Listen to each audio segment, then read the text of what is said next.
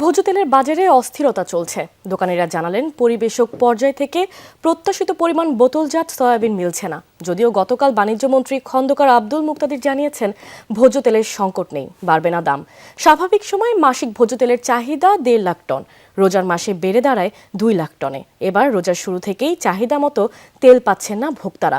Rainbow allrounder exterior paint বাড়ির বাহিরের দেয়ালের সুরক্ষা নিয়ে থাকুন নিশ্চিন্ত, সাথে পাচ্ছেন 10 বছরের ওয়ারেন্টি। গেল কয়েকদিনে যোগান সংকট আরও বেড়ে যায়। অনেক এলাকায় 5 লিটারের বোতল কিছু পাওয়া গেলেও 1 ও 2 লিটারের বোতল খুবই সীমিত। সপ্তাহের ব্যবধানে পাইকারি বাজারে খোলা সয়াবিন ও পাম তেলের দাম কেজিতে 5 থেকে 6 টাকা বেড়েছে। দোকানীদের অভিযোগ, পরিবেশকরা তেলের সাথে অন্য পণ্য বিক্রির শর্ত জুড়ে দিচ্ছেন।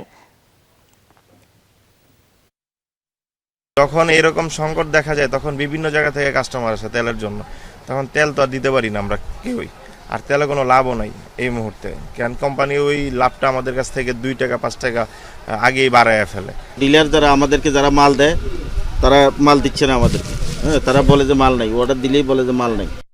ভোজ্য তেলের বাজার পরিস্থিতি জানতে আমরা চলে যাচ্ছি রাজধানীর মহাখালী বাজারে। সেখানে আছেন সহকর্মী হুমায়ুন রশিদ।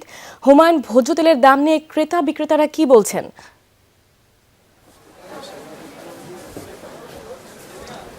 রুহি, ভোজ্য তেল বোতলজাত যে সয়াবিন সেটির দাম আগের মতোই আছে, তবে কাঁচা বাজারে এসে আমরা যেটি দেখতে পাচ্ছি সেটি হচ্ছে বাজারে বোতলজাত সয়াবিনের কিছুটা সংকট রয়েছে। তারা যেটি বলছেন দোকানিরা, যে গত 15-20 দিন ধরে মহাখালী কাঁচা বাজারে কোনো তেল কোম্পানির ডিলাররা যে বোতলজাত যে সয়াবিন তেল সেটি সরবরাহ করেননি।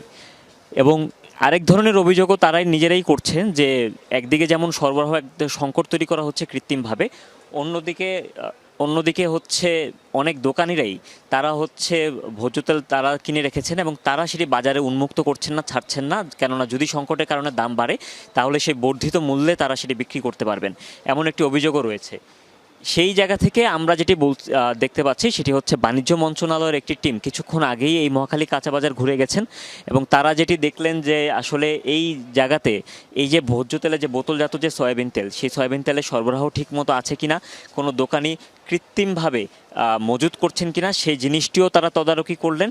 এবং এরকম বাজার মনিটরিং কিন্তু বিভিন্ন জায়গাতে রয়েছে। তবে বিক্রেতারা, দোকানিরা যেটি বলছেন সেটি হচ্ছে বাজারে এখনও যে পরিমাণ বোতলজাত সয়াবিন রয়েছে, যদি ক্রেতারা সেটি কোনো ধরনের প্যানিক বাইং না করেন, অতিরিক্ত না কিনেন, তাদের যে চাহিদা তার থেকে বেশি, তাহলে এটি আসলে চাহিদার কোনো যে যোগান সেটি ঠিকমতোই পূরণ করা সম্ভব।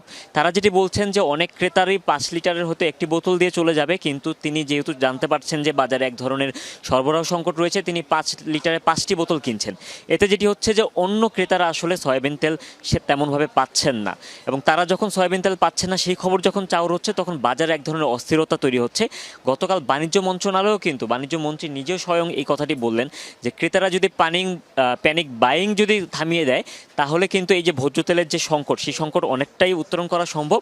কেননা আমাদের যে চাহিদা রয়েছে সেই চাহিদা মাফিক বোতল এখন পর্যন্ত বাজারে রয়েছে, এবং পাইপলাইনে কিন্তু আরও 3 লাখ টনের মতো ভোজ্য তেল আসছে, যেটি আসলে বাজারটা আরও স্থিতিশীল হবে। সুতরাং এখন আসলে ক্রেতাদের কিছুটা ম্যাচিউর অ্যাক্ট করতে হবে, তাদের চাহিদা মতোই তেল কিনতে হবে। এর অতিরিক্ত কিনলে বাজারে অস্থিরতা তৈরি হবে। রুহি, হুমায়ুন, আপনাকে ধন্যবাদ।